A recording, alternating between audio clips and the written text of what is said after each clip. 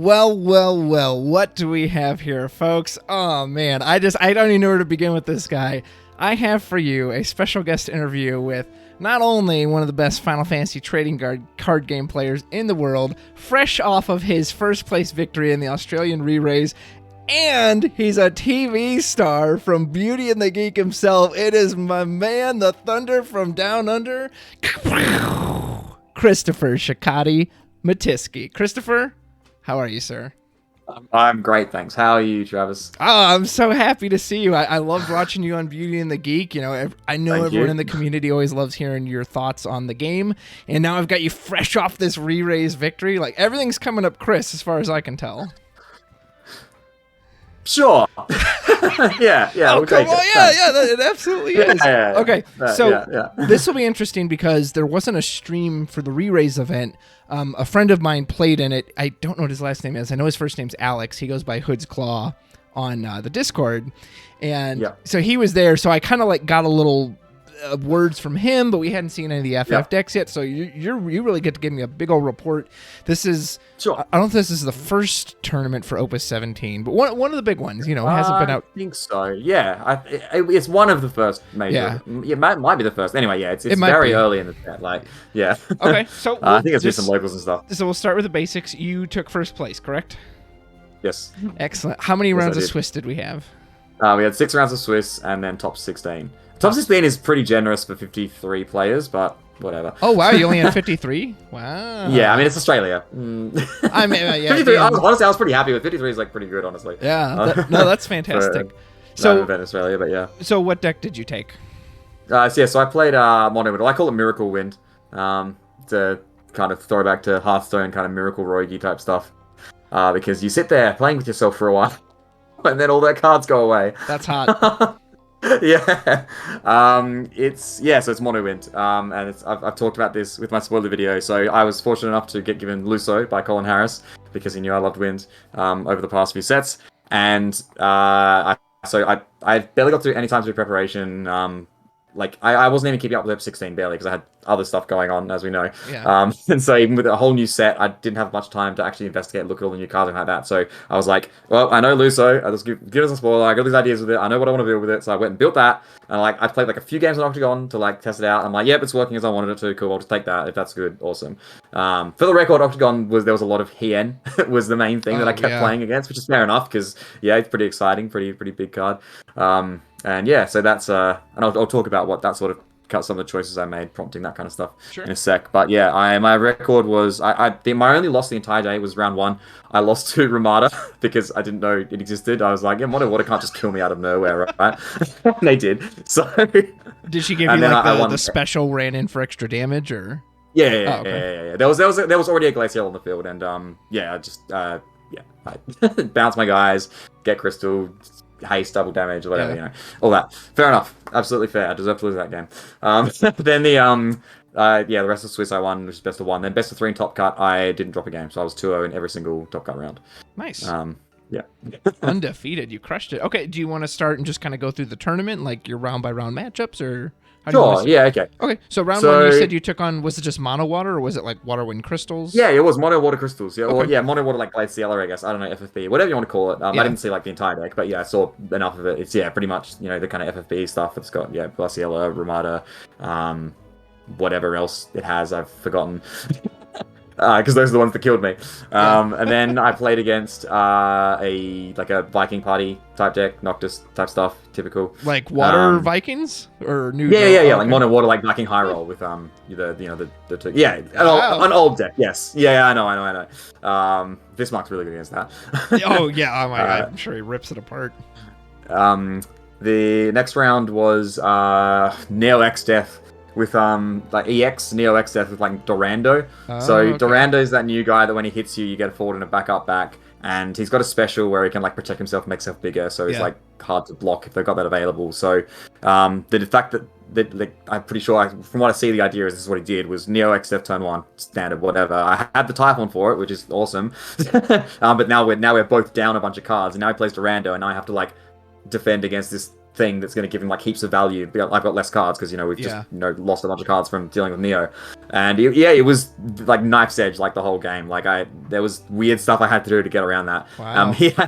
And because like I said, he can keep adding back the Durando, so it's really hard for me to like get in its way. But anyway, eventually I did stabilize, and then obviously once I've stabilized, can just do. Oh, actually, Null was huge that game. I was going to ask what helped you kind of win that one. Okay, so yeah, Null is a very interesting card. Like, as I said on it's spoiler, like on the thread or whatever, I was like, I'm sick of these cards that like damage 3 win the game. Like, I never want to put someone to 3 damage these days because of this. And yeah, Null basically did exactly that. Like, if you're not at damage 3, does nothing, whatever, it's blank. If you have damage 3, if they don't have some kind of instant speed removal, you can't lose. Like, its effects are ridiculous. Like, it's a Kadaj, but like does everything.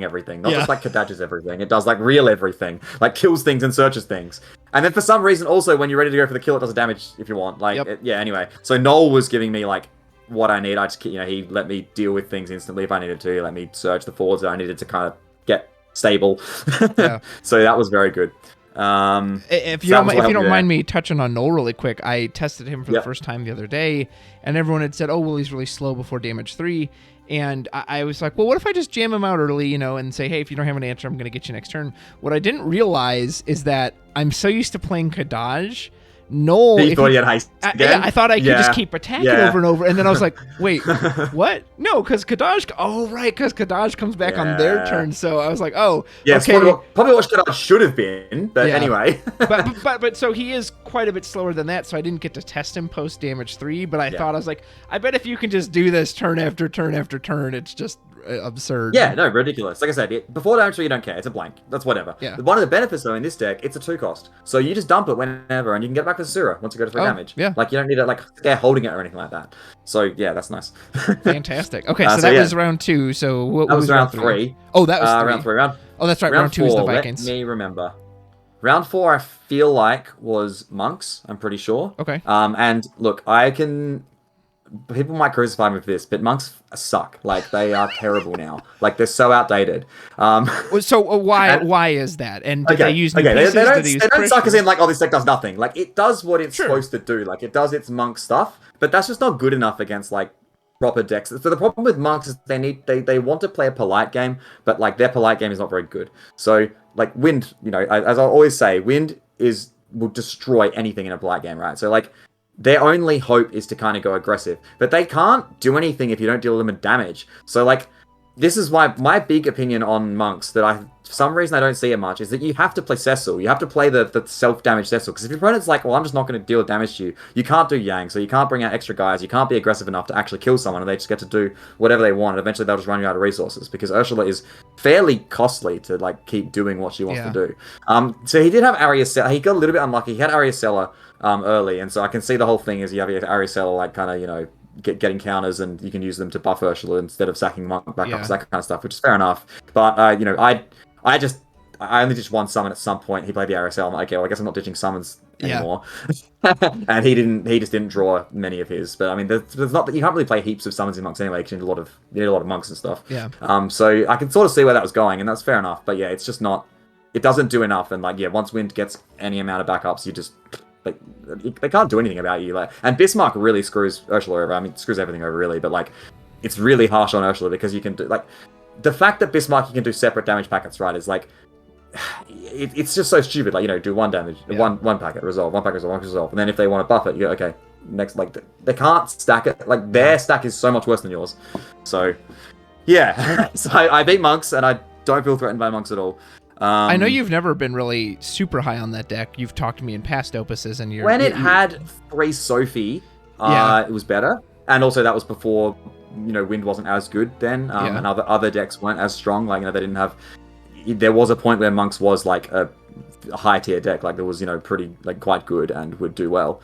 But that fell off fairly quickly, I think, and I don't know if everyone has really appreciates how much it's sort of dropped off. Yeah, I appreciate. Did they use anything new? Like, did you see the Prish? I know some people. Well, there was the Ariacella. Yeah, there was Prish as well. Yeah, Prish was definitely there. Did Prish do anything, or was it like, whatever, Bismarck did?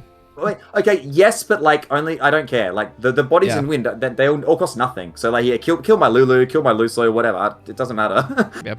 All right, that's fair. So round 4 was monks. What'd you face in round 5? Yep. Samurais. Okay, so I'm curious to know about this matchup because in theory that should be your counter, right? Is that they kill you before you get set up? But Chris is like, no, that's not what happened. Well, okay, here's the thing, right? So that's what I would have. I had kind of, but when I mean, like I did actually play against this on Octagon, obviously as well. Okay. And I don't know. She didn't see Hien, which is fortunate for me, maybe. Well, that is fortunate for me, obviously. But also, this is one of the reasons that I have 3 Fina in my deck. So Fina last set, I was like, oh, you don't really like it's good, but usually you don't need it because once you're 4 backups, you're probably going to win anyway. Yeah. But now Fina is really good because I mean stuff like they play their board and they go Hien or whatever and they like swing and they go Hien and you just Fina its full ability. Now they've played all their guys out or whatever and then they don't kill you and now you clear their board with Luso and now you're fine, right? Like it's so that's really good. And also one of the big things about Fina, so Fina and Y'shtola, right, they fill a similar role. Yeah. But the big thing about Fina is you can't Amaterasu it. Sorry, you can't kill it, rather. What was I going to say about... hang on. No, sorry, that was a different point. Sorry. Ignore what I just said. Okay. But yes, Y'shtola, obviously, you can kill it. You can get it off the board in some other way. Yeah. Fina, they can't get to. Like, they cannot get to right. Fina. It's safe in your hand. So, yeah, exactly. So, basically, as long as you're holding that, they can't kill you with Hien.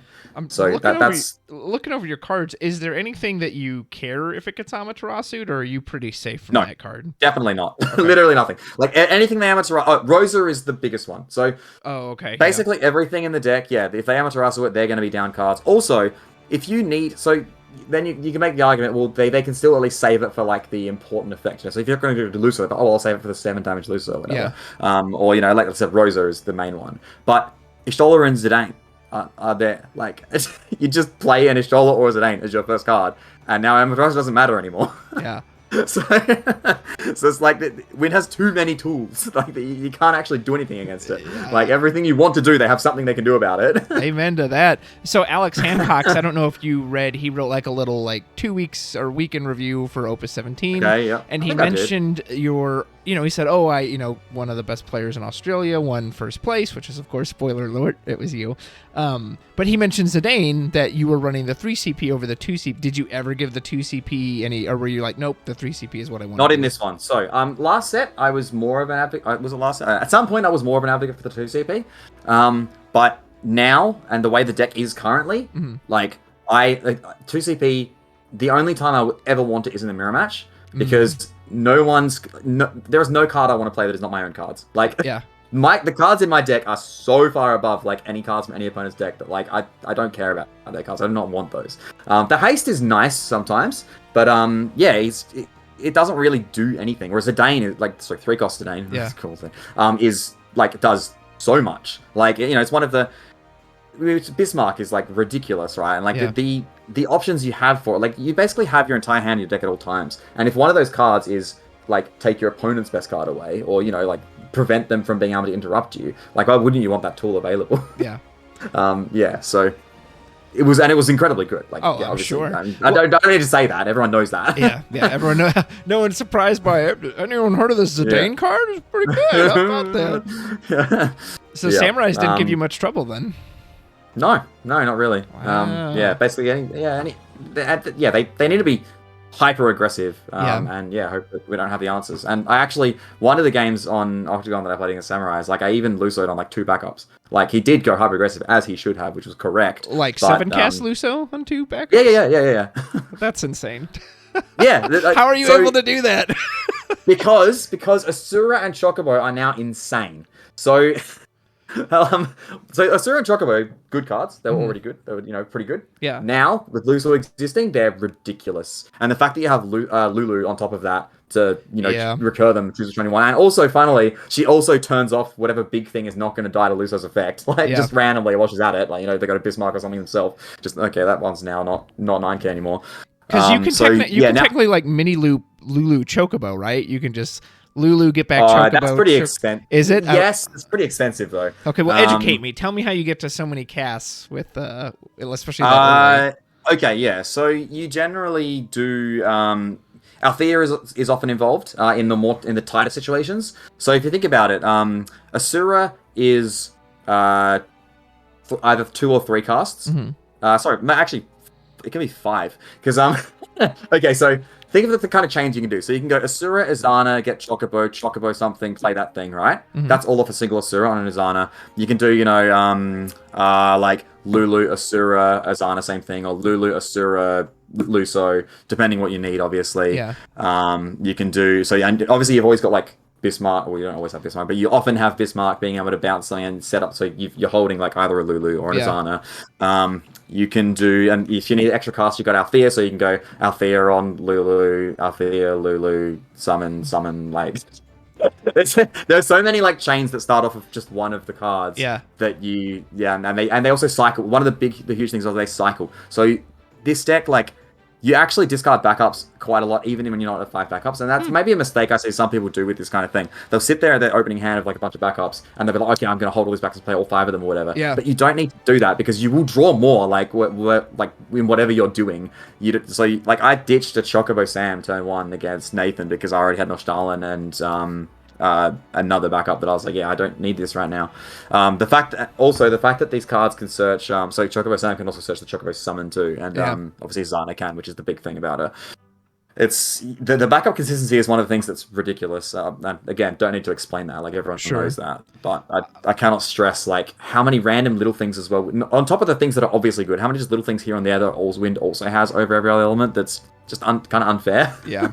It looks like you're running one of the new Chocobos too. Was that just for numbers? Did you use it a whole lot? So it's a one of to dig. Okay, you notice I'm not playing Fiona, and that's deliberate because Fiona is too expensive. And now when I say that, it's in the situations that you can afford to do that. You've already won. Like if you're if you're in a situation where you can just like drop 3 CP to like search card or whatever, and that's not increasing your cast count. Also, that's another thing. It's you're using a 5 CP that's not touching your cast count as well. So like if you're in a situation where you can afford to do that, then like you could probably do whatever you wanted and you're still gonna win. Like you don't need, and because you, like I said, you cycle through your deck so fast, you can really you can pretty much always have the cards you need available to you. Like you will eventually find what you need, and you don't need to. There's no real pressure to be like, I've got to get this thing fast. Yeah. Not really anyway. So the new Chocobo was just more there as an alternative of like, okay, yeah, I kind of want a Typhon right now, so I'm just gonna I can search that out with one of the Chocobo searches. I can Lulu it back and play it. Like it's easy, obviously cheap cast count increase as well. It's an EX. EX is always good. Like it's one of those cards. If there weren't so many insane cards to play, I would play more of it. Like it's a safe card to just play multiples of. Like it's just the problem is there's so many good cards. The one card that I probably would. The one summon, that I probably would play one of that I didn't. And I love this card in previous set, especially in Icewind. So Choco Mog, I've been a huge fan of, and I played it in the Loop as well and stuff like that. Like I really like that card. I didn't play it here because I didn't really need it at all, and I'm playing one Moogle, but I realized I actually have it on the field like most of the time because I was going to ask what Moogle you had in there. Is it Stiltskin? It is Stiltskin, and he's usually on the field because obviously one cost searches loose. So yeah. So I realize I actually do have it online a lot of the time, but even not having it online, just having that option of Lulu as instant speed removal would be probably quite useful. So there should be a Chocomog in there. It's not searchable, so obviously the one-off you're just gonna have to see it at some point, and then it'll be available potentially. What did you prioritize with your Norstallins? Like you turn one Norstallin, what other backup are you trying to get out with that? Almost always Althea if you don't have it. So Althea is still the most she's ridiculous tool. Like I cannot stress this. Also, mirror match for the record. Whoever has Althea wins is basically it. Yeah. And so that came into play in the finals. So that's why I play 3. So obviously every game you want to see your Althea at some point. Yeah. For sure. A lot of games you don't necessarily need it, but just having it there makes everything you do so much better. Like your Bismarcks are now invincible. You have the extra casts whenever you need them. Yeah. You can activate things that are frozen like that, or dull. Like occasionally that's relevant. Just little things like that. So yeah, I would never drop that. What I don't know. Maybe there's a world where it goes to 2, but I'm not doing that right now. Not with that success. But yes. Okay, so that was round 5. So take me to Yep. round 6. Round 6. What was round 6? Chris is like, So it's round just 6 I too was up easy. I can't 4-1. even remember. No. It's more that because I'm already 4-1, and we know that every single X2 except 1 will top, and I'm pretty sure I'm fairly high. I would be fairly high in the seed of like X2s if I lose. So I'm pretty. It's a pretty much guaranteed top effectively already. So I wasn't too fussed about the last round, but I'll try and remember for you what I played against. Was it something familiar, something new? Soirees, Avalanche? No, it wasn't Soiree. Sky Pirates. Wait, was it Soiree? Twins? No. Yeah, no Avalanche or Twins actually, believe it or not. It's interesting. Rydia, Crystals, Lightning, Final Fantasy 6. I don't know. Yeah, far out. How come I can't remember? It really is that. Man, you must have beat this person so badly. You're like just like in my head it was maybe a decent game. Like I feel like maybe it wasn't though. I don't know. Again, all my games like kind of blend in as well a bit because obviously I'm doing the same thing every single game.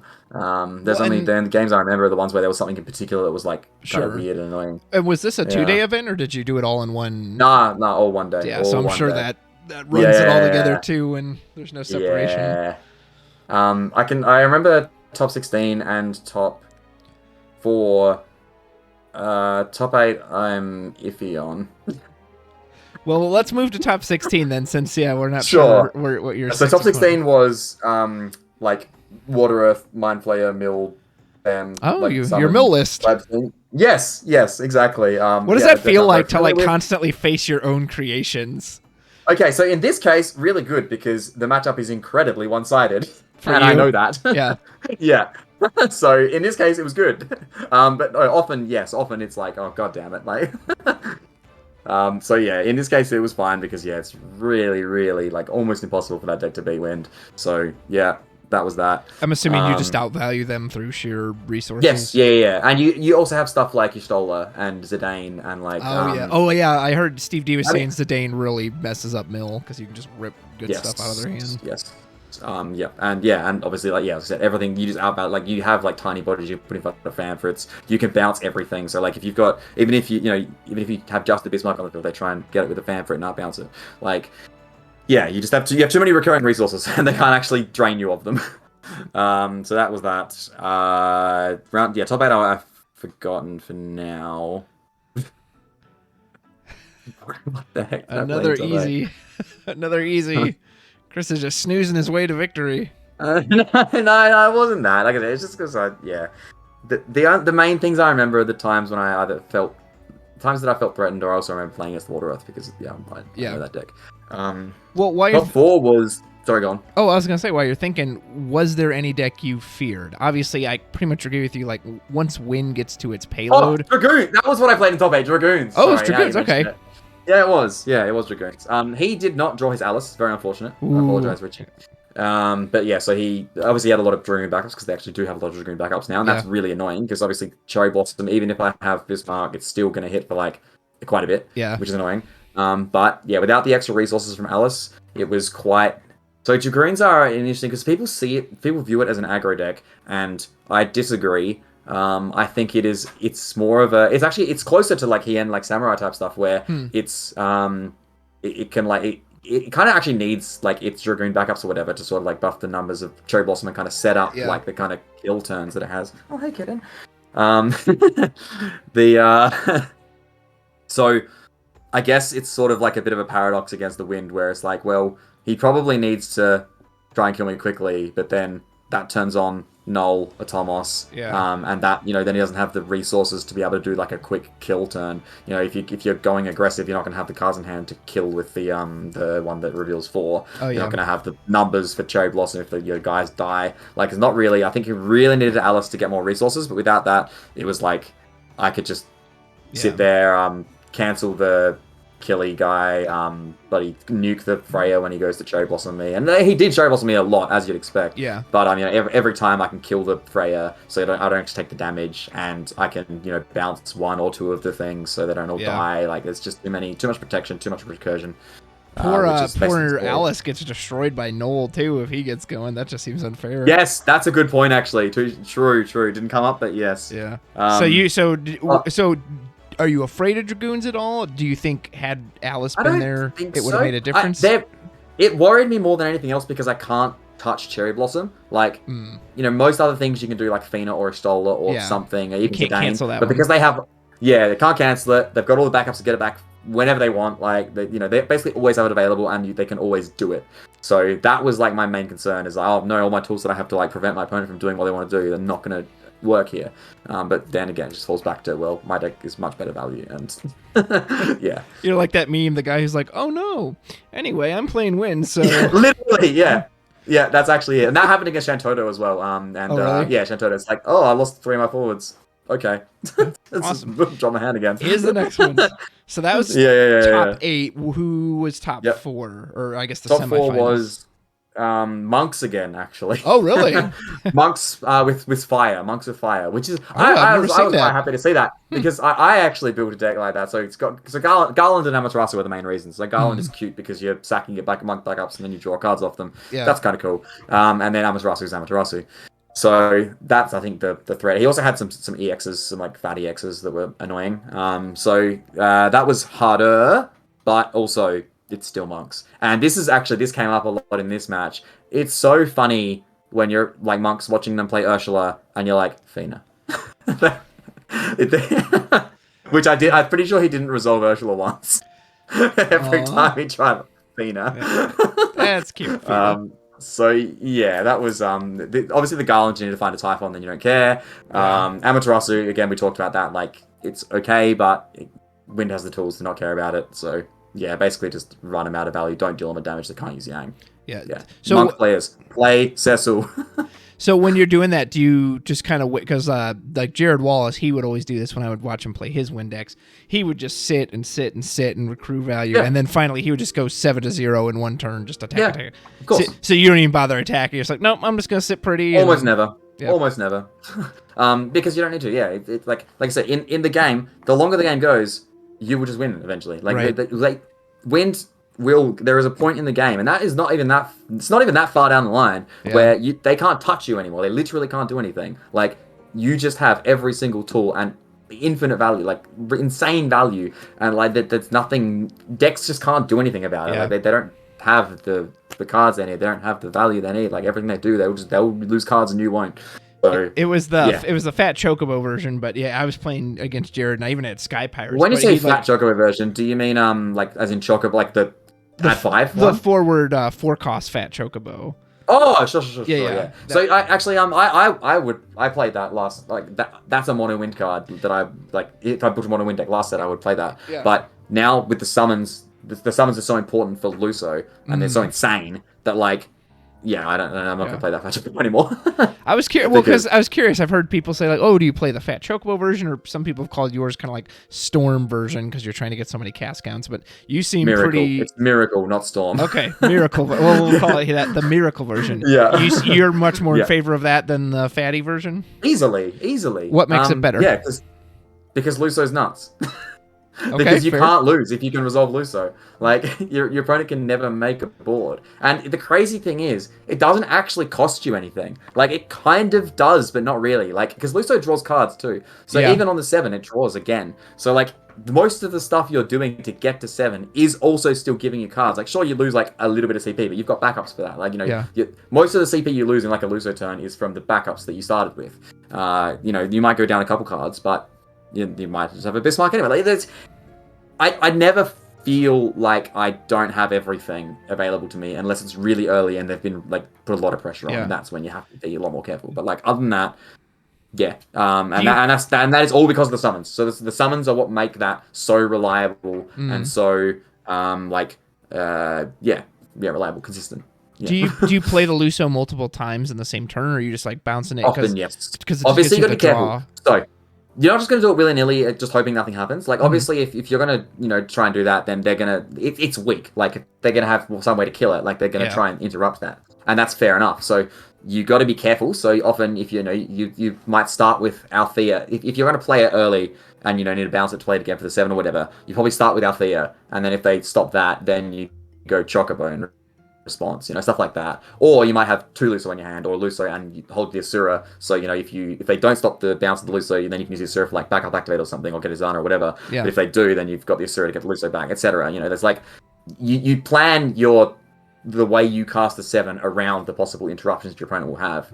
You don't just, be like, okay, I've got my line, ignore what they do, fucking try it. They're like, in response, like, nope, I don't allow it, I just keep going. Yeah, pretty much, yeah. That's funny. So you said Monks was the semifinal, and this was the Fire Monks. Did it threaten you at all, or was it still pretty just like, I'm in control? Nah, not really, no. Okay. And that's nothing against Paul. Paul's a really good player. I just don't have a high opinion of Monks. Yeah, no, that's fair. Well, that's impressive though that the Fire version made it to semifinals, because I've never even seen that version. I always see everyone just running the Earth version, or maybe a slight Earth Water. But... Yeah, well, I believe he beat Rob. I'm pretty sure he was who Rob lost to in Top Cut. Rob Meadows, who's the another one of the other best players in Australia. It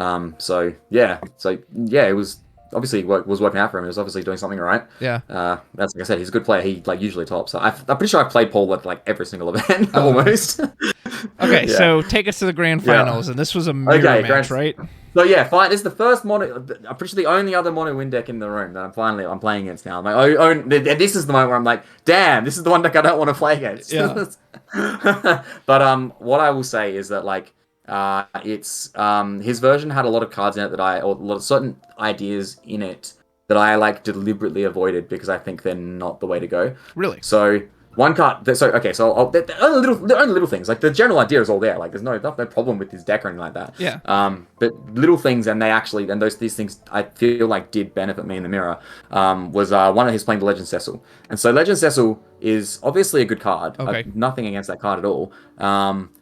That being said, it's kind of again it goes against the sort of the deck's idea. Like you don't. It uses up a lot of CP and like multiple cards in your hand with only like one cast. Like it kind of uses up a lot of resources for just a single cast. So you're not going to be doing it in that turn. You're probably not going to be doing 7 or threatening 7 or doing like lots of stuff and everything. And that's okay a lot of the time. But then also like you don't them having the idea of Cecil is like it's got the anti-targeting thing where like they can't they cost them stuff to target your things, but like it costs them stuff to target your things anyway because your stuff is cost nothing and their stuff actually costs something a lot of the time. So it's actually sort of I'm not gonna say it's win more, but it's sort of its benefits or Wind already has those benefits. You don't need that so much. And the big thing here is in this mirror match, right? It's irrelevant because Luso kills it. Yeah. Like it's actually it's the opposite of what he wants. Like to put spend CP into 2 things that don't go casting or whatever and getting us stuff. Like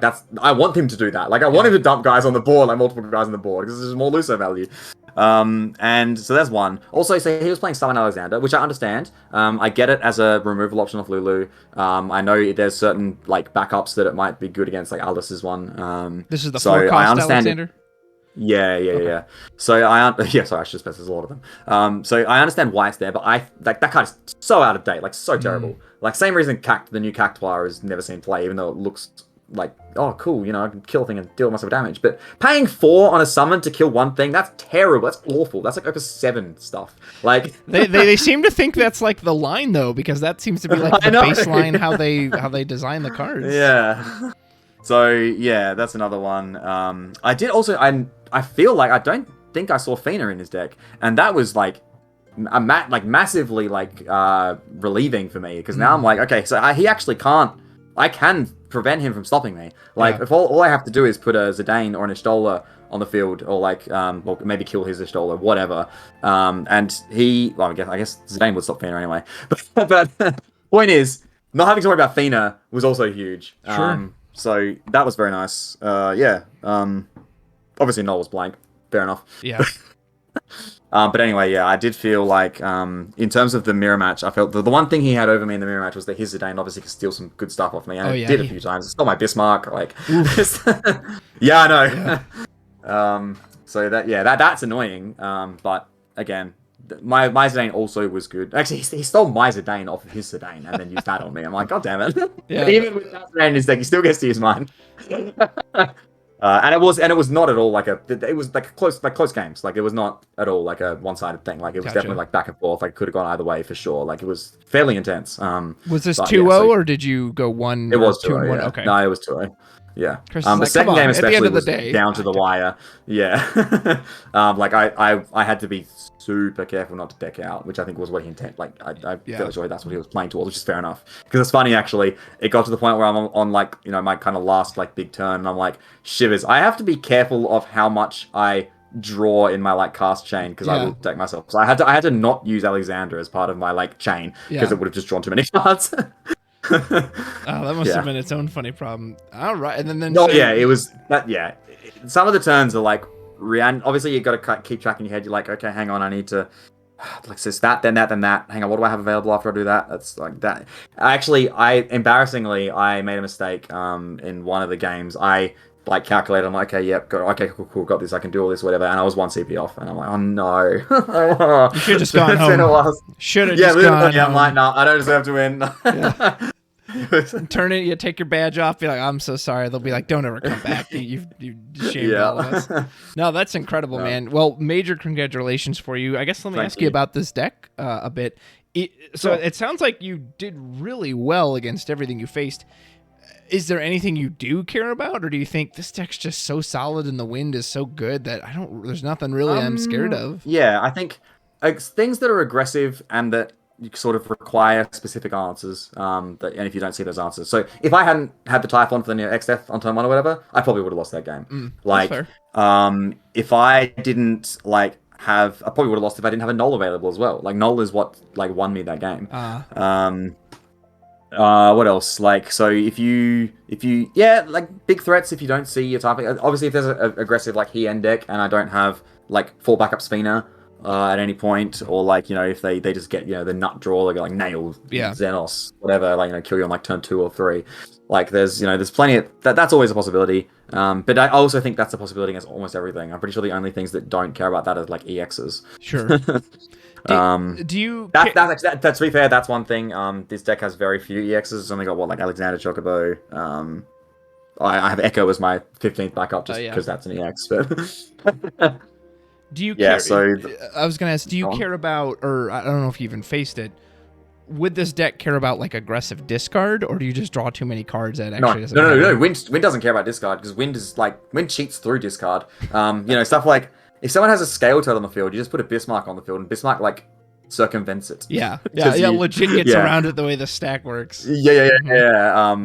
So on other discard, sure, if they can put you to 0 and you draw blanks for turn, then sure. But Wind generates so much off nothing, and also it kind of it generates its value from the field, kind of as well. So you have and Althea as well. Althea's just ridiculous. So, and you put a Rosa on the field or whatever, and Ice has so much trouble killing that. Yeah. And then that, and actually, I should mention that. Ash and Rosa, their protection was so relevant the whole day. Really? It's just being bodies that they couldn't, cheese through. They can't, get through them with their, random effects here or there or whatever. That was, super relevant quite a lot of the time, especially Rosa, of course, who actually is, nuts, as we all know. It's interesting that Ash has made... what were you going to say? Oh no, I was going to mention Rosa, by the way. So finally now that this deck can do so much, Rosa's 5 characters thing, it just happens as you go. You don't even care. You're not even aiming for or anything. It just goes off randomly a lot of the time. That's and funny. So sometimes you just high roll some nuts stuff and you just cool. Sometimes it's you hit a. Actually, I played off 4 backups quite a bit. Just with Rose on the field, just so that if I hit the backup of it, it's it'll get played and stuff like that, and that actually worked out a few times. But also obviously if you hit Bismarck, you're oh my god, that's the nuts, or your Shola or whatever. But even if you randomly hit a Fina, that's still just an untargetable guy. That's pretty cool. Or you get a random a Luso, just draw a card. Although actually, funnily, now that I think about it, there might be a world where you accidentally hit a Luso off Rosa before you want a Luso, and you don't have a way to get off the field, and you have to land breaks your 7 cast, maybe. But you can also kill your own Luso with Bismarck if you really need to. That's true. Which is it hasn't come up for me yet, but there's probably is a world where that would happen. That sounds like a lot of wind, first wind problems. It's I've got too many ideas. I got so many cards, I can't even. The other person's there top deck and getting destroyed, and the wind player's just man, this sucks. I've just got way too many options, and I don't even know where to start. Oh yeah, if I could describe the amount of times that you end on you've got 5 already, you're well, I've got this Bismarck. I'm probably going to end on 7 cards, but I don't want to play any of these. So sure, I'll just discard. That's funny to say that out loud. Like, oh, just. But you're right, and I've played the Windex too, which I got too many cards in hand. I don't know what to do with all. Poor other person's like, God, I don't have anything, and that's absurd, man. Yeah. So Ash, when she came out in Opus 12, she didn't really make a huge splash. Some people kind of tried her in Storm originally, and then they moved away from her. Well, what about that card do you think has kind of brought her back? Is it just we've gotten more casting support? Or? Yes, I also think she was a trap early. So like, do tell. When she first came out, people tended to be like, oh, it's cool, you can go like back up Ash turn 1 or whatever, and it's like they sort of, the way people used Ash in the past, they tended to sort of like go like invest into it. They tend to be like, okay, yeah, I'm gonna turn on my Ash and like sort of put resources into that. But that's not really what you want to do. You want to add her in to something, like as long like don't do what you wouldn't do already just to turn Ash on, basically. Like sort of you just play her as part of a turn that you already are going to play 2 or 3 cards. Like and now she's just there. And also don't play her before 6 characters usually. Almost never play her before 6 characters because you need the extra 2k and the ability protection. Without those, she's pretty bad. So that's the main thing, I think, is just don't be like, people are just so especially back then were so compelled to be like, I've got to get that draw of Ash. Yeah. But nah, she's just like an extra thing, and like you can say I'm only playing 1 copy. Like this is not really, oh my god, Ash, the fucking best card ever. Yeah. I thought about playing a second one, and like I may try it. I don't know. So a second Ash is probably better than a second Null. I'll admit that. But yeah, it's just like another. There's no reason not to play 1. Yeah. That can never be bad. If you play 2, sure. If you have one on the field already, you draw a dead one. Okay, that's annoying. But there's no issue or concern with 1 in your deck. Did you ever consider the new Pinello? I've heard some people talk. I considered it, never tried it. Do you even need it? Though, yeah, the more I thought about it, I was like, honestly, it's just a bad Luso, right? Like, I was thinking about it. I'm like, yeah, it doesn't pay itself, or it costs 2 instead of -1, so it costs 3 more than Luso. It's the amount of effort to make it kill things is a lot more. Like, I think it would only benefit as a supplement to other things. So it would be like you'd use it alongside maybe Lulu, Bismarck, those kind of things. And that's already like kind of hoping for too much. Like that's you're sort of you're kind of banking on having like everything you need. And the fact that Penilla actually costs something is the issue. Like you have to pay for her, and she doesn't pay herself off. So that sucks. No, that's totally fair. Yeah. What was I gonna ask about? But I haven't tried it. Just that's my disclaimer there. Sure. She might be okay. Well, so Luso is 8k to the board, right? I know you obviously didn't run into this based on the breakdown you gave us. Would you care about cards like a Barret that 1 is a 9k and 2 says, hey, I'm not going to take damage from you? Would that even give you... No, because Lulu. Right, so you can set his power to 5,000. Yeah, I forgot about that. Yeah, so it's crazy. Again, like just random little things here or there that just Wind doesn't need, but it's got the going. Like, you're doing your Luso turn or whatever, and Lulu can just turn down something that's not going to die. Did you use very, that? Very, and it comes up quite a bit. Yeah, 100%. Yeah, Okay. Lots of times.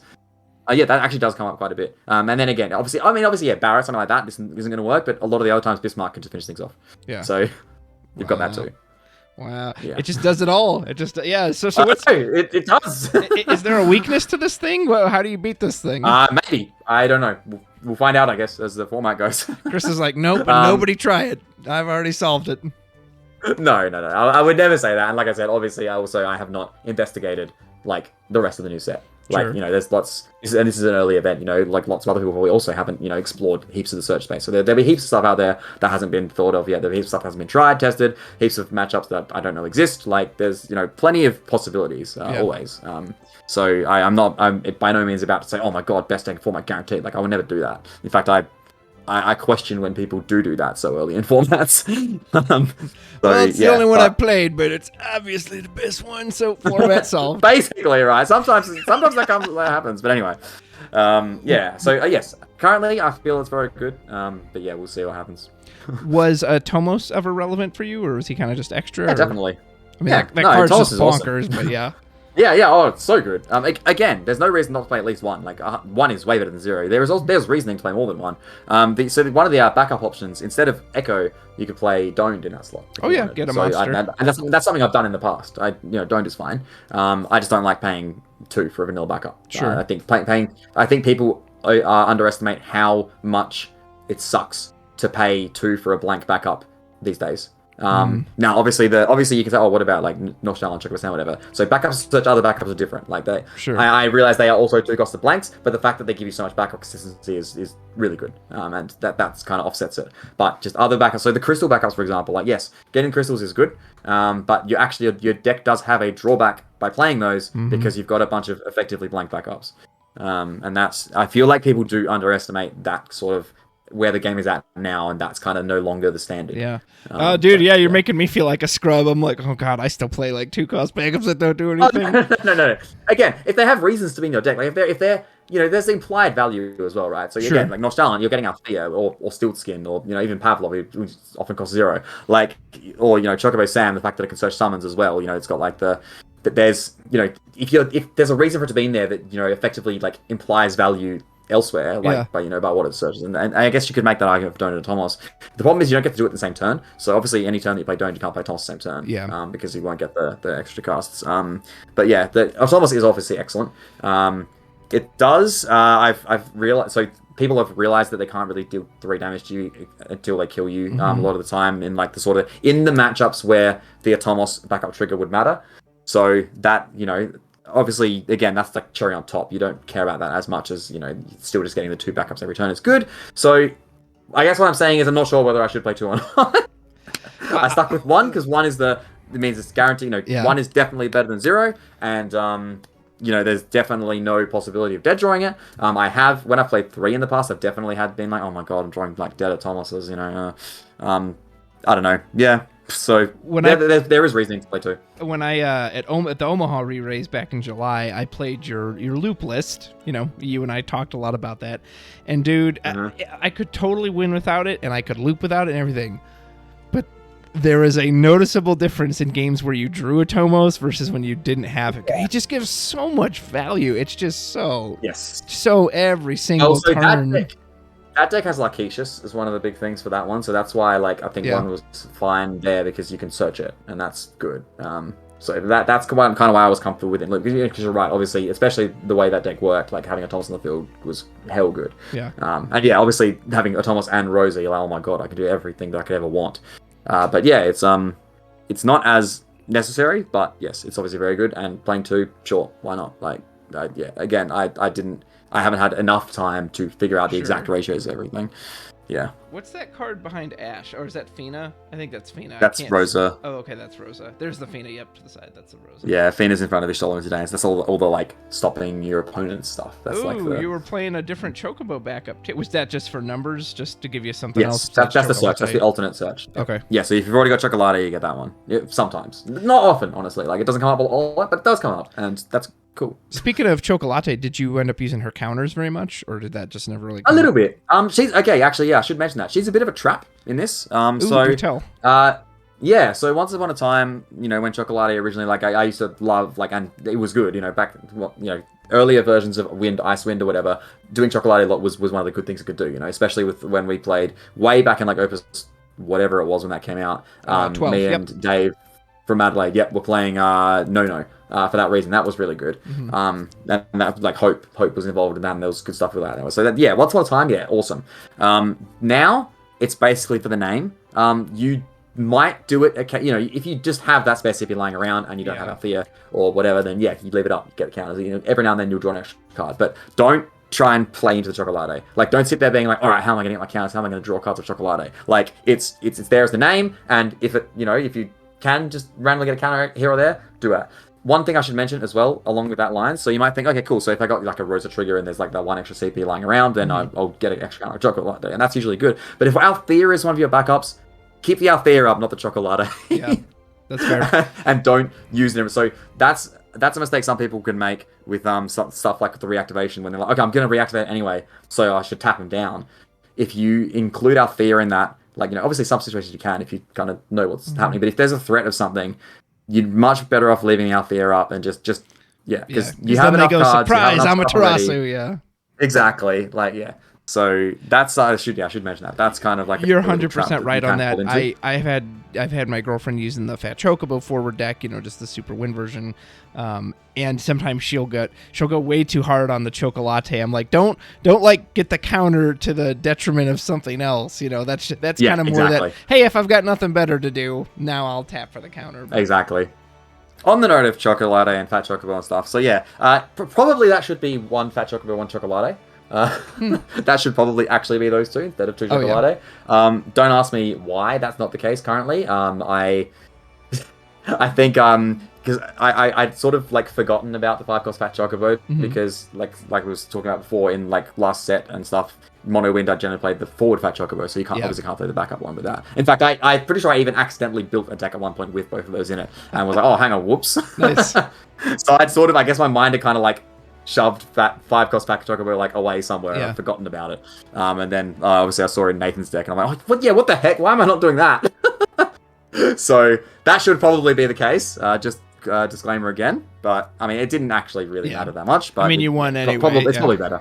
Yeah. No, and I'm glad you mentioned those tech slots, because that's something I've not only wondered myself, I've discussed with some of my deck building friends, some of the other Australian guys, where we'll say, oh, for this tech slot, I'm thinking of doing this and this, and I don't know if this is the right way to look at it or not, but I always ask, does that change what your deck wants to do, or is it just a different version of what you're already doing? This Ramu versus this Ramu, this Leviathan versus this Leviathan. It's like, well, they both bounce something, so like that one has a burst, this one, I don't know, like does that matter? I don't know if that's the right way to look, but no, yeah, you're right. And so normally, just when you've got tech slots, you just think about what are the situations that I am lacking. Like just look for things, and that can be quite like abstract, or it can be like really specific. It can be like, oh, there's this specific deck or card that I care about, so I should play this that counters it. But then there's like other stuff where it's like, sometimes I feel like I don't have enough different named bodies to put on the field, and then you're like, okay, so I'll just add in a one of other forward, like something random, not random obviously, but like something decent. Or think, I feel like I have trouble against aggro sometimes, so maybe chuck in, like in my example, Null, to be like, okay, if they do damage to me early, then now I can do some crazy stuff. Tell me about that's mainly that. Tell me about the event as far as like the store goes. I only got to see one photo of it. Oh, but really good. It seems like you guys had great pricing too. Like I heard there's some excellent pricing for Top Cut. Yeah, I don't know, because I generally don't think about prizing at all other than Worlds invites. Like the trip overseas is like always the big prize. Other than that, I'm not too fussed about like promos and cards and all that kind of stuff. There will be a trophy, which is cool. An Amaterasu related trophy, which is pretty cool. But the event was on really well. The store, there's their first like big event they've run, and it was so smooth. There was no like repairs. The rounds went quite quickly. The top cut was obviously untimed, so some of those games took a while, but the judges were good. Like there was no like people getting annoyed, angry. There was maybe like, I think it was on like one double loss from a draw, like a draw double loss type thing. There was maybe like one or two people that dropped. I don't know. Yeah, it was overall like I didn't see any issues at all. Like it was really awesome. So, and the guys were really nice and everything. So yeah. Oh, that's fantastic. And obviously Colin's first event as the sort of like coordinator, FF OP coordinator for Australia, which has been awesome.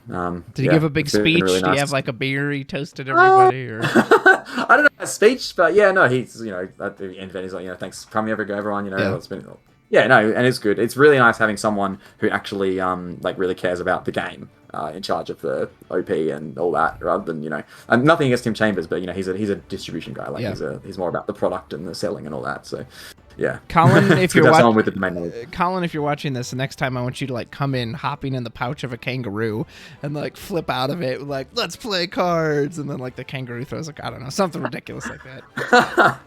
Is there any kangaroo characters in FF anywhere ever? Like a not really. I always wondered what Freya was. I was never sure what Freya was when I first saw her, but the Burmesians are kind of, I don't know, they've got long tails, they've got ears, so yeah, they kind of remind me of kangaroos a little bit, but not to that degree. So yeah, no, that's fair. Was there anything else in particular you wanted to mention about the event specifically?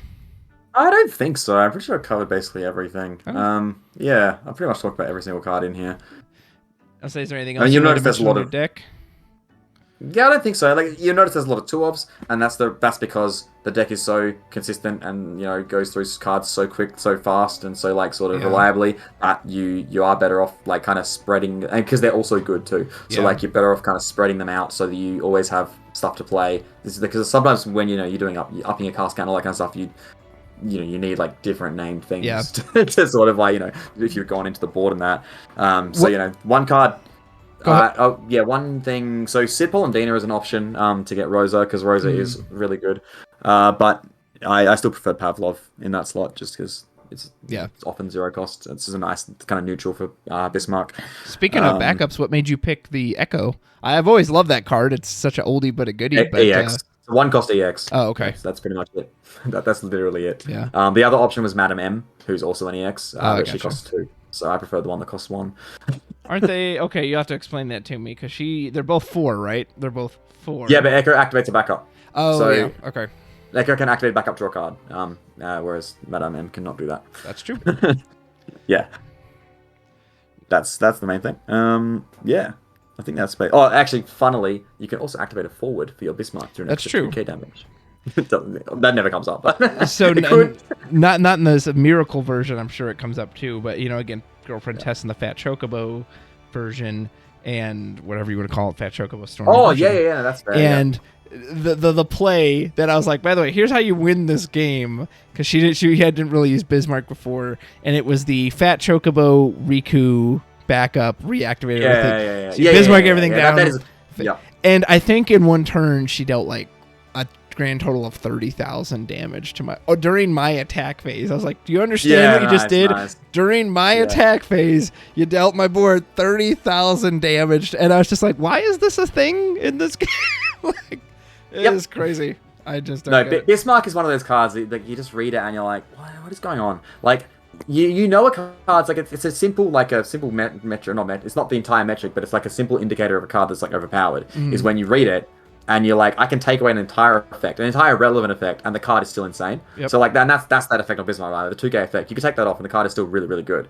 But it's got it, and it's a really good effect. Like, I don't know, like, someone's just like loving wind in their thing. Like same as Luso, right? It's like, you just draw cards all the time. Like, they could have just left it with just the 7 cast. Like, and that would still be good. But no, let's make it an engine card too. Let's make it also an engine card while you're doing its other effect. It feeds into itself, very well. And someone once said, people were talking about bans a lot in Last Opus, and some people were like, you can't ban Bismarck. Bismarck's wins only pay off, blah blah blah. And don't get me wrong, wins should have a payoff. Every element should have a payoff, but it really bugs me that it both generates you insane value and is just a kill condition that for the cost of nothing, you can wipe out boards. It's like, really? Is that okay? That not only does it fill your hand to oblivion, it can wipe your opponents out for the cost of nothing? Like, if there was a CP attached to that, maybe that'd be one thing, but... That'd be nice. Yeah. And yes, you're absolutely right. So I think, based on the way they approach Sophie, I feel like limit Bismarck to 1 is the most sensible thing. Like, I don't think, if they're saying we can't ban legends, but we can limit them, then okay, then do that. Yeah. And honestly, that's actually that's probably even more of a nerf to Bismarck than it is to Sophie, because Bismarck is much harder to recur in his own element. So that's one of the big things about Bismarck, is that like, you basically pretty much can't get him back. Like, unless you're playing a different like Earth or something, then your Bismarcks, once they're gone, they're gone. But the problem is they're never gone because you have Althea. So, and failing that, you probably have Chocobo Summon as well. So like, it has too much going on, too much sort of stuff that makes it ridiculous.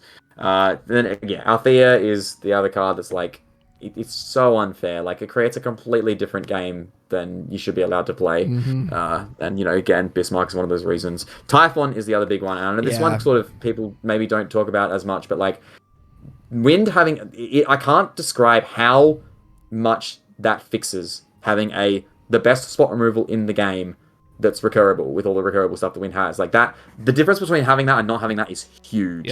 Like, there would be a lot more that threatens Wind if they did not have Typhon, like way more. So that's a big problem. Well, like you said, with that Neo X death, like, without Typhon, you would probably really struggle against that card, but it's so clean. It's so clean. Probably Garland as well is probably the case. Like, I feel like Garland would be more of a threat if I didn't have Typhon as well. And like, even Ursula. Like, I mean, Ursula I don't see as that much threat anyway, but like, the fact that Typhon could just tell it to go away as well. Like, so many... And that's just describing spot removal, I guess. Yeah. No, it works on everything. Well, so speaking of Yeah. kind of some of these cards and such, Opus 17, have you gotten a chance to look at much? Is there any other decks you're interested in? Anything else you're excited about? Or are you kind of like, There's whatever? cards I've seen now that I'm like sort of, curious. Obviously, like as many people are, I'm curious about Glaciella. Like she's kind of cool, she sort of turns a lot of like special abilities have always been a bit not very good. Yeah. So she kind of makes them actually feasible, which is cool. And also crystals too. So that's kind of two things that she sort of like fills in, which is nice. And she's also 3 costs, which is not that easy. I don't know. I found it's maybe not that easy to kill by itself. Like, the most spot removal does do it, but like not a there's no like steroid spot removal that gets it. And I don't know how to describe that, but yeah. Anyway, she did good against me in the game that I lost as well. Like, I died to the Armada, but the Glaciella was doing good stuff too. Yeah. Then there's like there's card stuff that I see that is as cute that I would like to mess around with, but I'm sure will not be good enough. Yeah. Like I really like the 1-cost Goblin, the one that searches goblins. Mm-hmm. That I love that kind of stuff with like mirror and all those kind of things. But I know that's playing that game these days is like you're not going to achieve anything. But it'd be cool. Yeah. And again, like the problem is like when I think about like other, I could build a different deck, I'll try this out over. And I always thought it was like, but how would this go against things that I know are good? And I'm like, well, I can't see this being wind. I can't see this, like, being able to deal with this. Like, or more actually, the other issue is like, I think, I'm going to make this deck, so I can't deal with wind with this deck because it's, it doesn't win early enough, so I'll make a deck that wins earlier or threatens earlier. And like, no, but then I can just play, like, Hien stuff, like, and then I can kill people even faster. There's, like, sort of certain decks, like, basically close the pool of decks because you're like, well, this is either a better version of that deck or invalidates it because it can't beat it. Sure. That makes sense. And that's come up a lot more these days now that we have like big power creep and certain archetypes, certain cards are pushed like really hard with their balance. Like these wind cards are so nuts. They made Soiree last set like a whole archetype of cards that just say play them. They do thing like, and they do good thing like and that actually started way back with WoF. Actually, that was kind of the first instance of that where it's like, yes, read Rain. Okay, that is the tutorial on how to play Final Fantasy trading card game. Now just put that WoFs in there, and we'll do that. It's really man. I would love to get some insight. So my favorite deck has been Final Fantasy 6, Category 6, with the new Edgar and Sabin. And just because that was the first Final Fantasy game I ever played, so it's one I have a lot of affection for. I think it's one of the best ones in the series. But even just comparing that to some of its contemporaries, I just don't understand why it's so restricted. So Edgar, he's got this, he can't do it on their turn, which means... That's the weird one to me. That's a real weird one to me. I don't understand. Yeah, I don't understand that. But Glaciella can. She has just this field effect that says it. And then... So you have like this Shadow Legend from Opus 11, which has a special that can only be used on their turn, but you can't use it. Or you got the old Opus 4 Celis. Hey, maybe it'd be decent to cancel a summon on their turn. Well, see, I think that might be the reason. That's the thing. They didn't want you to do that? Runic was the reason they didn't let you do that. Because now you basically have, if you have Celis and Edgar, you basically have your opponent can't cast summons. But like, no, you're absolutely right. Like it's the tools they this effect they gave and then the tools they gave for it is like. It's not on the level of like other things that exist, and even in the same set, like you said. Yeah, and Sabin too. So Sabin, I would love to know if you have any thoughts on this. And I'll set the scenario for you, but I'll put the question up: is why do certain cards are they allowed to go to 0? They can be played for free versus cannot be reduced to 0. So Sabin cannot be reduced to 0. He's got to go to 1, right? That card does nothing on its own. Without a special, you have to have Edgar. And I was thinking, well, wait a minute. You have Tidus from the Guardians package who can become free. He searches a card, so he replaces himself, and the cards he searches are great. Waka, Yuna, the Jekt. And then you also have Noctis, this big 5-cost 9k body, which can become completely free and has this effect that anything that comes after me, I get to mess with your whole board. The Sabin does nothing, and he can't become free. Like, why? Maybe it's not right, but I'm just thinking, like, I don't understand why this is restricted and those I agree. It is really weird, and that is because, you're absolutely right, because, like, typically, the only time that things are being able to go to 0 is when it's their own effect, like when they have like a self-reduction. Those are usually the ones that are allowed to go to 0. And that's been the case since the very first set, like the starter deck, Lightning, Cloud, and probably maybe the cover card of the other one. I've actually forgotten what it is. They have the reduced by, they can go to 0. So that's existed since the start. And like I said, there's heaps of other examples of that, like Noctis and Titus and all that. So I did also find that really odd that Sabin had that line too. I don't know why they were like. I think maybe their thought process was, FF6 is better, so we don't want to make it like. Yeah. And I'll admit, overall, like I do think the FF6 cards are better than the FF15 cards, for example. Yeah. I don't think they're necessarily better than. So just Titus is only forwards, right? Only cheaper forwards. Yes, he doesn't. Whereas Noctis. Yeah, so that is also a big drawback as does too. Sabin. So, yeah. Yeah. But Sabin counts off backups, right? Yeah, Sabin and Noctis count characters. Tidus only counts forwards. Not that that's a problem with that deck, but yeah. So yeah, I guess that maybe they were like, that's the FF6 is better, so we'll make. Yeah, I don't know. I would love. Again, no, I've got a lot of affection for it, and when I play it, and I've got all the Amano, I'm just like, it's just like playing it again for the first time. So I do still love it, but I just can't help but see those restrictions. Or Glaciella, who has this it's a field effect. As long as I got a crystal, I'll do it. Your turn, my turn, in the moon. Yeah. And I've said this before too, like the Edgar actually creates a stack with the Sabin. So the first time I used it, I was like, all right, give Sabin Aura Bolt. And someone said, cool, on the stack, kill him before he gets it. I was like, oh, what? Sucks. Huh. I guess I'll do nothing now. Yeah, cool times, yeah. And I mean, obviously, you got the other thing, like Edgar is... weak to like Amaterasu and Fina, and like Mist Dragon. It always makes me nervous when a card is weak to both of those. That always makes me kind of nervous. Are there any other legend? Go ahead. Please finish. Oh no, it's like, now thinking about that, if it's weak to Mist Dragon, Amaterasu, and Fina, what deck doesn't stop it? Yeah, exactly. Pretty much, like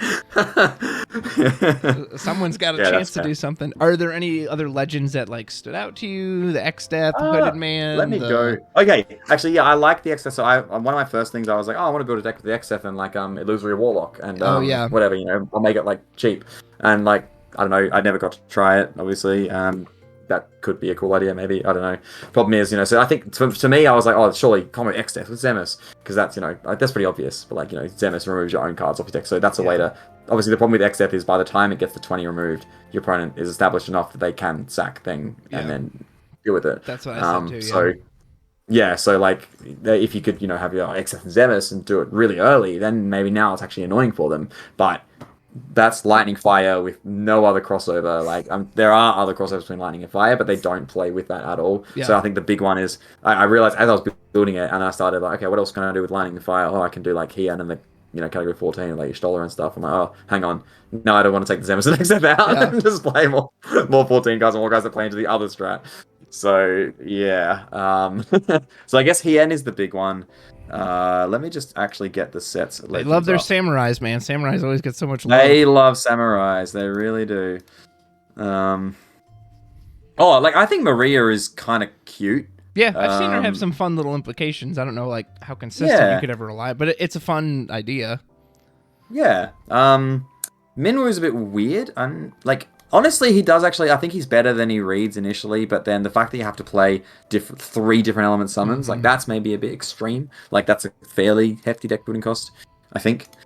Yeah, I thought he would have been interesting if like for each one you removed, you could reduce his cost by 1. So you didn't always have to do 3. You could be like, I'll just do 2 and then lower him by 2 this time or whatever. Yeah, that could be cute. I like Sarah. I like her sort of. Like the potential, but yeah, again, pretty hefty deck building cost. And I've tested with her, and she's kind of weird because like you kind of want to play her early so that she ramps out a Moogle backup, but then her big effect doesn't come online until you've got full backup. So it's like that was the weird one to me as well. That one I found super, and I think I mentioned it on a spoiler thread as well. That I was like, yeah, that's like really paradoxical. Like, and also the other thing is I feel like she needs haste. Like that too. She does feel where I got like, okay, I got to sit there a whole turn, and people always just kill her because they're not going to let her attack because it'd be brutal if they did. So yeah, exactly. Yeah, basically anything with an attack trigger basically needs haste these days, pretty much. I laugh. I look at Kelga and I'm like, why is there an Opus 4 legend in Opus 17? Yeah, right. Like, what is this doing here? Like, okay, good on them for giving Wind something not good for once. Right. But he does seem very tame. It's too ridiculously tame. Like this is like so outdated. But yeah, that's kind of funny. Also, Hooded Man is an interesting one as well because like obviously it's like good value and stuff, but like, there's really a legend. I don't know. Like that again. That might have been a legend back in the day. Like that's a what while me and ago. my friend said the same. Like, I like the card; it's the Texas vibe, but I didn't think it was legend worthy. And I've tested it, and when he goes off, he's pain, and starter pain was great. But I really hate that the first copy of him I draw is dead. It doesn't do anything because you have to have another copy. Like, the other thing is, Lightning. He's only good with lots of backups, and Lightning can't play a polite game. Like, if the Lightning deck's sitting there trying to play backups, then whatever deck you're playing is like, cool. You can't. Like, my deck's way better than yours. Because Lightning doesn't have any way to generate value. Playing win, baby. Yeah. Even other decks, like, there are other elements that can also generate value, but, like, Lightning just can't. Like, I can't think of any way it does that.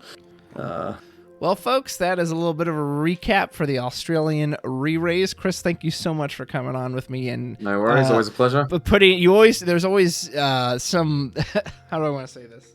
Once per opus, you always come out with a new deck, whether it was the mill list or the Earth Water mill list. That just makes us all hate ourselves. Go, okay, now I got to play against this. So thank you for putting this mono win deck out there that I can now get destroyed by over and over and over. No, it's I hate the game, not the player, so it's okay. I'll just rant it. The win, be like, damn you, Mattiske, as I'm just getting Bismarcked into oblivion. No, but seriously, congratulations on your win. That's absolutely awesome. Thank you for being such a fine member of the community and always giving us great comments and competitive play and whatever else. It's very late for me, so I'm like starting to rant. No, all good. No, I appreciate it. Thank you very much. Thanks for having me as always. It's always wonderful to have a chat. Love the prompts, love the back and forth. Absolutely. You're always welcome on. Folks, if you went to the ReRaise yourself, feel free to leave your comments. Let us know what you thought of it. Let us know what you're thinking of looking forward to in Opus 17. I will have Chris's deck list linked below as well, and I'm sure you can find it on FF Decks. And if you like what you see here, you can like, subscribe, and hey, I've got a new Patreon, so feel free to sign up for that if you're interested. But if not, thanks for joining us, and until next time, take care.